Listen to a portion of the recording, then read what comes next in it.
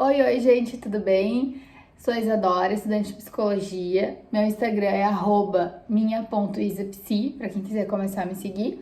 E eu vou começar a trazer para vocês assuntos relacionados ao mês da mulher, com alguns tópicos que me levantaram lá no Instagram sobre o mês da mulher e situações que as mulheres vêm passando ao longo desses anos e de todo esse marco dessa história e o significado desse dia. E um ponto que me foi levantado em comum, que é o primeiro que eu quero trazer, que serviu para todas as situações, é a sobrecarga. E a sobrecarga, ela nem sempre é a materna. Ela nem sempre vem de pessoas que são mães, ou enfim, ou adotaram, ou construíram uma família. A sobrecarga vem muito social do que nos é imposto, do que nos é colocado quanto mulher, quando a gente decide se tornar mulher, né? Isso vem desde ali da tua primeira menstruação, quando tu deixa de ser uma criança e as pessoas começam a te rotular e colocar que tu é uma menina.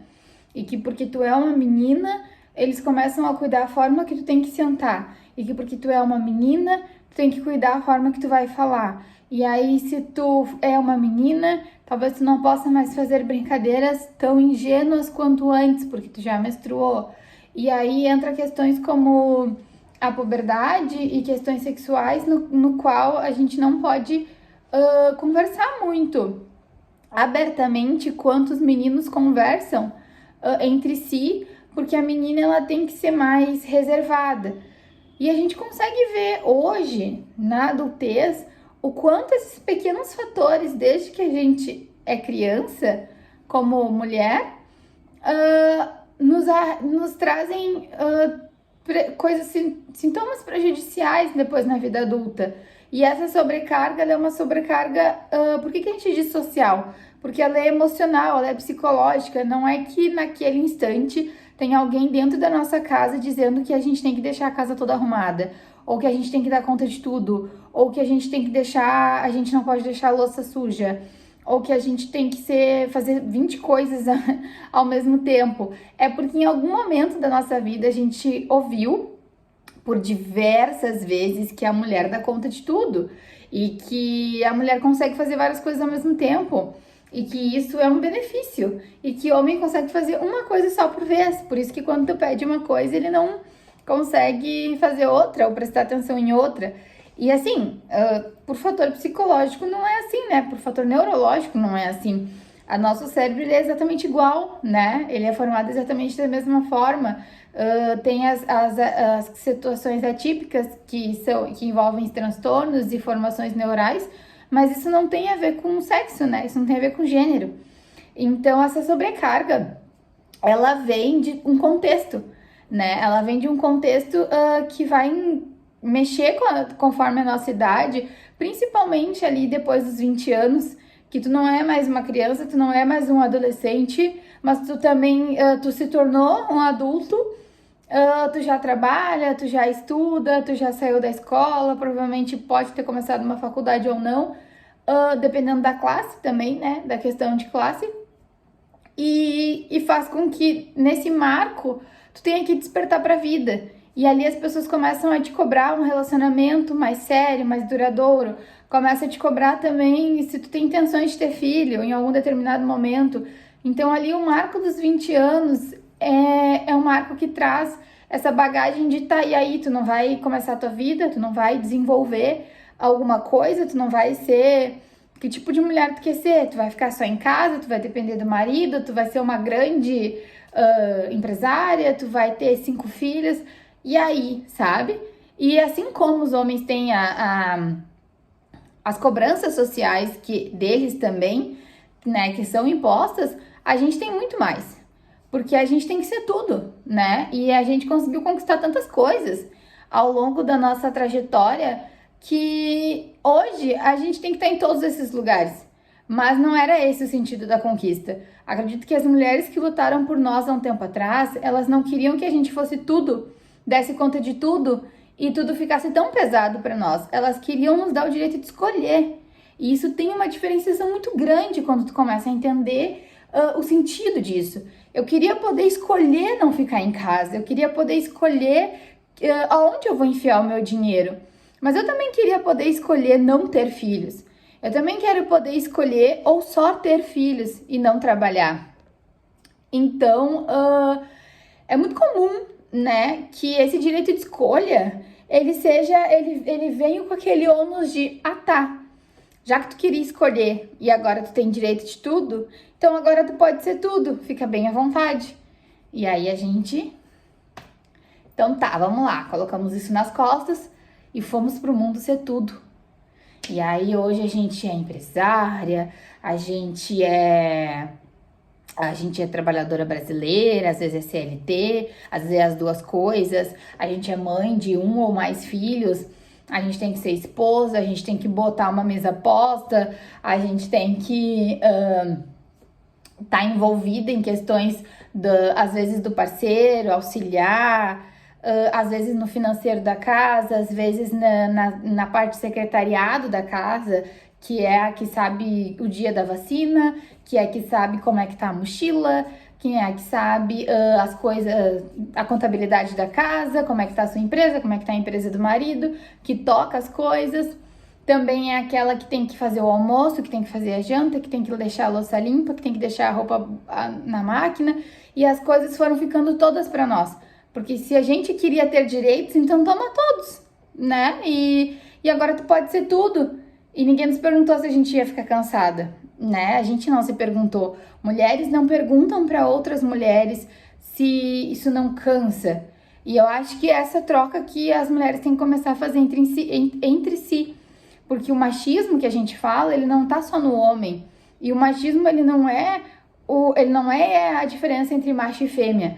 Ele é as questões sociais que existiam antes das nossas lutas.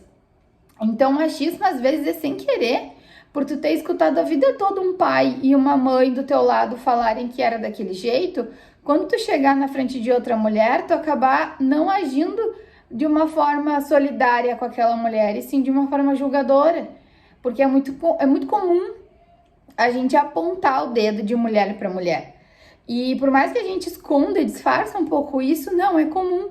E é comum esteticamente, muito esteticamente. É comum também quando se constrói uma família, apontar as coisas das mulheres dentro daquela família e não muito do homem. Então, eu acho que a força feminina que a gente tem que trazer de vínculo para a gente conseguir se ajudar, para a gente conseguir dividir as nossas dores, sabendo que todos os nossos problemas existem coisas em comum. Começa por tu a conseguir olhar para outra mulher sem apontar por que ela escolheu não ter filho, sem querer saber, tipo, por que ela ainda quer ser a dona de casa de antigamente e o marido dela paga as contas, mas tá confortável para ela? Se tá confortável para ela, se foi um direito de escolha, se ela te contou que eles chegaram nessa conclusão juntos e que para ela tá mais benéfico ficar em casa com os filhos do que sair para trabalhar, o problema é dela, que bom. E aí a gente também olhar com carinho para aquela mulher que é a provedora da família, a que paga as contas, a que ganha quando vê mais que o homem, a que quer sair para trabalhar, a que não quis ficar em casa, né? Ou a que não sabe fazer comida, porque ela não quis aprender, porque simplesmente ela não gosta. E no momento que tu tem direito de não gostar das coisas, entra o motivo do 8 de março, né? É a luta pelo direito de tu querer ou não querer alguma coisa, independente do que seja. Só pelo fato de tu ser mulher não vir no teu DNA já taxado quais são as tuas tarefas pós-nascimento, porque tu é mulher. Então eu acho que a gente tem, assim, ó, como primeiro vídeo, eu acho que a gente tem que pensar muito abertamente que o social e o coletivo e o humano, ele tem tudo a ver com a nossa saúde mental, ele tem tudo a ver com a psicologia, ele tem tudo a ver com as políticas públicas, ele tem a ver com tudo que gira em torno do nosso mundo, com o capitalismo, com tudo. Porque é no momento que tu desconstrói o que te foi dado como mulher, o que a tua mãe recebeu como mulher, o que a tua avó recebeu como mulher, ou que até o que os teus homens da tua família te passaram por tu ser mulher, que tu consegue começar a olhar a vida de outra mulher com mais carinho, independente de como seja a vida dela, independente do que ela queira para a vida dela, das escolhas dela. Se ela escolheu, é um direito dela. E a gente tem que começar a pensar nos direitos. Direito de poder escolher. Eu acho que esse é o maior direito que a gente conquistou. Porque até muito tempo atrás, há um tempinho atrás, quem recebia os nossos salários eram os nossos maridos e a gente não podia enfiar onde a gente quisesse. Era entregue na mão deles por a gente trabalhar. Então quer dizer que as mulheres trabalhavam, mas elas não tinham o direito de escolher onde elas iam colocar o dinheiro dela. Então não é sobre a mulher sair para trabalhar, é sobre a mulher poder pegar o dinheiro dela e levar onde ela quiser e fazer o que quiser, né? É poder sentar num bar e tomar uma cerveja sem que outra mulher olhe para ela e diga: ai, pelo amor de Deus, que horror, essa mulher sentada tomando cerveja, parece um homem. Olha, como é que essa mulher assim não se dá o respeito conforme a roupa que usa? Como que essa mulher tá assim e tem tantos filhos? O que que o marido dela vai pensar? E a gente sabe que a gente escuta. Em vários momentos a gente já falou. E a gente ainda vai repetir, ainda vai reproduzir. Mas quando tu toma consciência, tu consegue fazer o filtro. De talvez em algum momento da nossa vida a gente olhar e parar e dizer: putz, eu falava isso há um ano atrás, não tô falando mais, porque eu me dei conta de que eu não preciso falar isso para outra mulher, porque eu, se tivesse sentada ali, não ia querer ouvir isso. Ninguém sabe por que ela tá na mesa daquele bar naquele momento. Ninguém sabe o que ela passa dentro de casa. Ninguém sabe o que ela tá sofrendo, ou se ela tá comemorando, ou se ela simplesmente quer viver a vida dela dentro das escolhas dela. Ninguém sabe de nada da vida de ninguém. E uma mulher não tem direito de falar da vida de outra mulher, porque são duas mulheres falando da vida uma da outra. E dentro dos ciclos masculinos isso tende a não acontecer. Homens se protegem, homens são amigos. Homens protegem mais os homens do que as próprias mulheres que estão do lado deles. Então, assim, eles são bem mancomunados. E a gente, desde pequena, foi, assim, já, né, lançada para o mundo a competir, a olhar para outra mulher e falar, a apontar o dedo, a avaliar, a criticar, a fazer a roda de fofoca. Porque a mulher é taxada que fala muito sobre as fofocas, né? Os assuntos quando se juntam. Lá da outra, do namorado, da não sei do que. E os homens, quando se juntam, eles falam de coisas que não trazem muita relação sentimental, que não trazem muita relação do mesmo gênero. Eles sentam para falar de mulher, de futebol, de política, sobre eles ali, sobre várias palhaçadas ou assuntos mais cabeças, mas eles não falam muito do sentimental e eles não falam muito deles. E eles não falam muito do visual deles e da perspectiva deles e de como eles se vestem ou como eles se sentem, porque eles nunca foram obrigados a olhar para eles. Sempre foi tudo tão constituído normalmente, eles sempre tiveram liberdade, eles sempre tiveram expressão, eles sempre puderam ir e vir, né, do jeito que eles queriam. Que para que eles vão criticar eles mesmos se eles são um grupo fechado, né? Mas as mulheres fazem isso, as mulheres se fazem isso. E eu acho que tá no momento da gente começar a parar. Acho que tá no momento das mulheres sentarem numa roda e começarem a ter assuntos que agregam para outras mulheres, ou que agregam para dentro das suas casas, ou que agregam para dentro das suas vidas, seja financeiro, seja político, seja social, seja de um esporte, seja de uma televisão, não sei, mas eu acho que a gente tem que começar a parar de sentar numa mesa e mulheres falarem de mulheres, ou de como as mulheres estão se sentindo. Acho que a gente pode começar a dividir mais as nossas dores coletivas, se for para falar de sentimento, do que tratar os nossos problemas como crítica, ou como se aquilo nunca tivesse batido na nossa porta. Então, muitas vezes bateu e a gente agiu de uma forma diferente do que a coleguinha. E aí parece que como a coleguinha reagiu daquela forma, ela é não sei o quê. E não é bem por aí. Então, assim, pro primeiro vídeo que eu quero fazer, eu quero explicar pra vocês que todo esse contexto social, todo esse contexto de escala da nossa vida feminina, desde lá de quando a gente é pequena, e faz determinadas brincadeiras que nos geram competitividade, que nos geram sexualidade, que nos geram o embelezamento sem ser promovido como beleza natural, sim um embelezamento feito, montado. Quando eles nos dão filhos, bonecas, para que a gente saiba criar aquelas crianças desde que a gente é criança, né? E não dão essa mesma figura para o homem. E quando eles nos dão panela, e aí simplesmente tu tem tudo, tu tem panela, tu tem fogãozinho, tu tem micro-ondas, tu tem boneca, tu tem uma casa inteira dentro da tua casa do teu tamanho. Porque a mulher, ela desde que ela vem da barriga da mãe, ela já nasce com um bebê no colo e uma cozinha e uma casa. E assim, as coisas estão mudando, as mulheres estão saindo para as ruas, elas estão querendo ter o dinheiro delas, elas estão querendo ter tudo isso também, mas elas querem ter as potências novas, mas elas não conseguiram se desvincular das velhas. Porque os homens também não fazem esse processo de tomar a casa como deles. Então, surgiu a sobrecarga. A sobrecarga de a gente poder ir pra rua, mas a gente não pode esquecer que a gente tem um trabalho dentro de casa. A gente pode ir pra rua, mas a gente não pode esquecer que a gente tem um filho para cuidar da vacina, da mochila, do lanche, de tudo. Porque a gente foi pra rua, mas a gente não pode esquecer que a gente tem um marido que não lembra que a gente vai pra rua. Ele só lembra, socialmente, já colocado dentro do inconsciente dele, desde que ele tem 2, 3 anos de idade, de que ele tem carro, de que ele tem pista, de que ele tem dinossauro, de que ele tem um monte de coisa legal e diferente. E que as coleguinhas dele, que os amigos dele, que as primas dele têm boneca, casinha, comidinha. E é isso.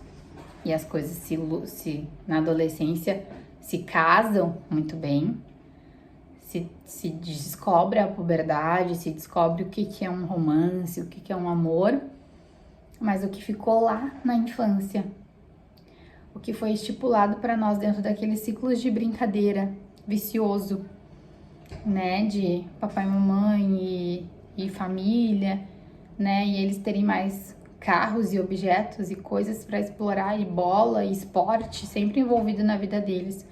Enquanto a gente tem os utensílios domésticos, os utensílios de sobrevivência, de comida, e a responsabilidade por cuidar de um bebê de mentira é o que faz a gente, quando é adulto, lutar pela nossa liberdade de sair para trabalhar, mas chegar em casa e a louça ser nossa no final do dia. Porque a gente já nasceu com um trabalho, que é o trabalho doméstico. E a gente já nasceu com outro trabalho, que é o materno. Então, a sobrecarga, ela é do peso, de forma geral, da gente ter tido conquistas, mas ninguém ter anulado o que já estipularam dentro da gente. Eu acho que esse é o maior problema. Ficou meio enrustido os nossos direitos de escolha. A gente parece que hoje em dia consegue escolher o que a gente quer e ao mesmo tempo a gente não pode escolher não querer. A casa, a maternidade, os compromissos de casa, esses afazeres vão ser nossos desde que a gente nasce. Então, será que a gente conquistou mesmo? Será que a gente tem liberdade mesmo? Será que a gente vai pra rua tranquila mesmo? Será que a gente consegue sair para trabalhar e a gente é vista como trabalhadoras e quem dá o suporte familiar mesmo? Às vezes quem cumpre com todas as contas da casa? Eu acho que a gente ainda não chegou nesse nível e vai demorar. Mas se a gente continuar uma denegrindo a outra, isso só tende a piorar. Acho que esse é o caminho do nosso primeiro vídeo. A gente conseguir refletir o que tá lá na nossa infância. O que a gente conseguiu se livrar? Será que a gente só não tá acumulando mais tarefa, ao invés de conseguir escolher que tarefa quer fazer? Se tu tivesse a opção de estudar mais, ao invés de lavar roupa, limpar a casa e dobrar e guardar e lavar louça, hoje tu consegue escolher? Teu parceiro consegue dizer, tudo bem, eu faço, pode ir lá pro quarto estudar. Fica tranquila. Se tu consegue, tu tá no 1%, que pegou uns caras aí que as mães já deram uma revolucionada. Se tu não tá, tu tá só acumulando tarefa dentro de ti. Porque eu tenho certeza que no checklist do teu marido, do teu parceiro, dos homens, Não tá lá quando eles escrevem no que eles têm para fazer no dia: lavar louça, dobrar roupa, lavar roupa, estender roupa, passar pano no chão, lavar o banheiro. Isso não tá. A lista deles é bem menor. Bem menor. Então é isso.